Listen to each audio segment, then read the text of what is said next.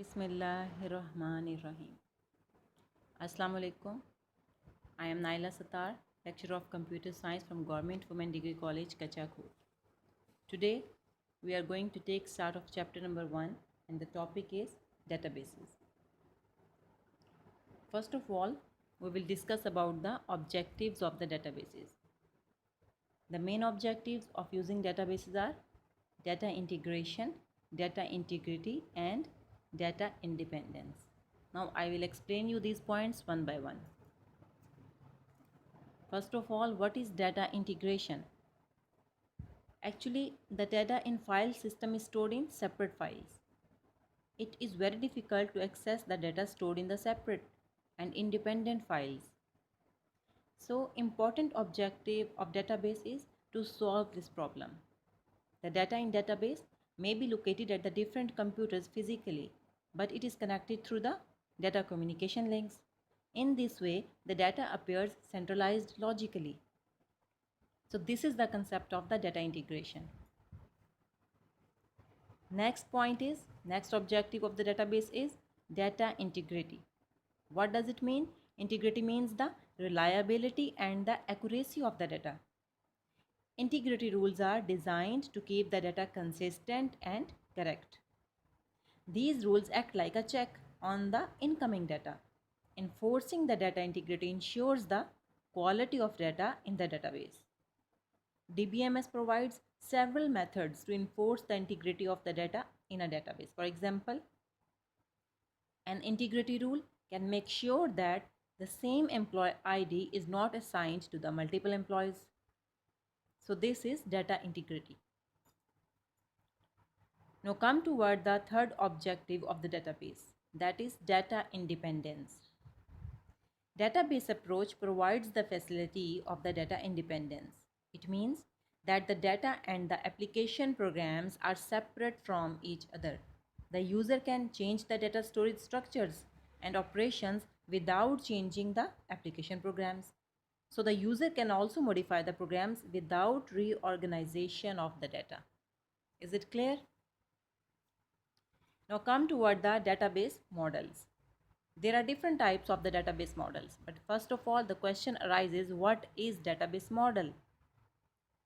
A set of rules and standards that define how the database organizes data is called the database model. It also defines how users view the organization of the data.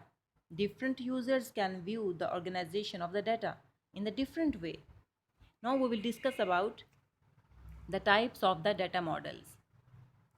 There are three types of the data models. These are number 1, hierarchical model, number 2, network model, number 3, relational model. First of all, I will explain you what is the hierarchical model. The hierarchical model arranges the records in the hierarchy like an organizational chart. Each record type in this model is called a node or the segment.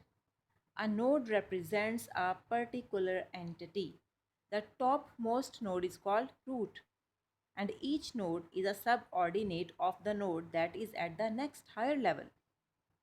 A higher level node is called the parent and the lower level node is called the child. A parent node can have one or many child nodes. A child node can have only one parent node. This kind of structure is called the inverted tree, as I shown it in the diagram. Now you can see there are 5 entities, and the entity which is at the topmost level is called the root and the other are the child. Now come toward the next model, that is called the network model. The network model is similar to the hierarchical model, but the difference is that the child node can have more than one parent nodes. The child nodes are represented by the arrows.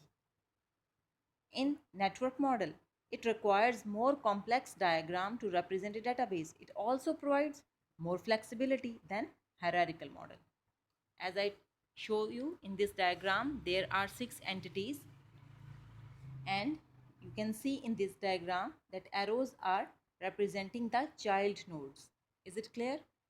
And there can be more than one parents of one child. Is it clear? Now come toward the next model, that is called the relational model. Relational model is the most commonly used database model. It is more flexible than the network model and then the hierarchical model. The relational model consists of simple relations. Basically, we use the word relation in terms of a table.